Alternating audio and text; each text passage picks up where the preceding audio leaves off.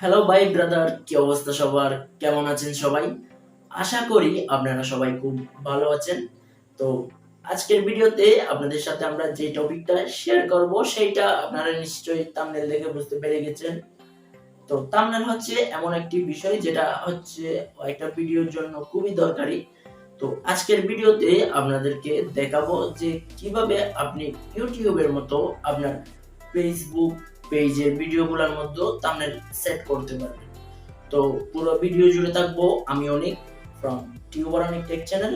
আপনি যদি এখন আমাদের চ্যানেলটা সাবস্ক্রাইব না করে থাকেন তাহলে please hit the subscribe button and press to the bell icon for more videos. তো গাইস, এখন আমরা আমাদের মোবাইল স্ক্রিনে চলে আসলাম। দেন এখান থেকে প্লে স্টোরটি ওপেন করব। দেন এখানে এসে আমরা সার্চ করব হচ্ছে ক্রিয়েটর স্টুডিও ফেসবুক লিখে। আপনি এইটা লিখে সার্চ করলে কাঙ্ক্ষিত অ্যাপ্লিকেশনটি পেয়ে যাবেন যেটা আপনার দরকার। তো এটা জাস্ট আপনি আপনার ফোনে ইনস্টল করে নেবেন।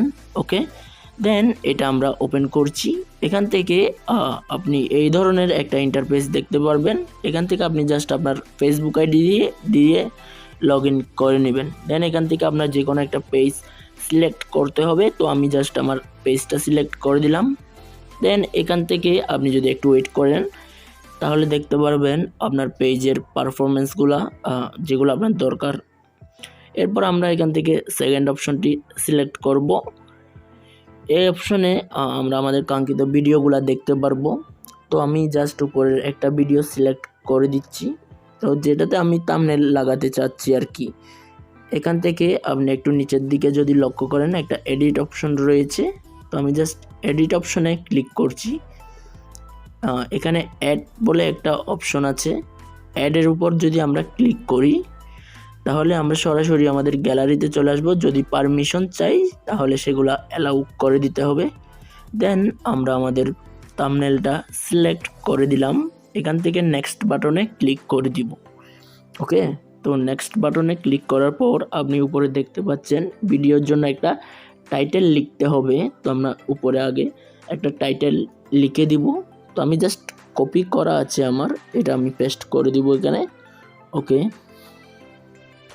তো আমি এখান থেকে পেস্ট করে দিলাম। দেন নিচে সেভ অপশনে ক্লিক করে দিব।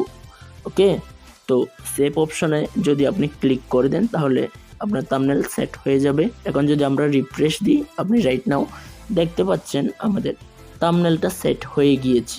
ওকে, তো আপনি চাইলে খুব সহজে এইভাবে থাম্বনেল সেট করে ফেলতে পারেন। তো হোপফুলি ভিডিওটা আপনার জন্য অনেক হেল্পফুল হয়েছে। যদি ভিডিওটি আপনার ভালো লেগে থাকে তাহলে অবশ্যই আমাদের চ্যানেলটা সাবস্ক্রাইব করে দিবেন।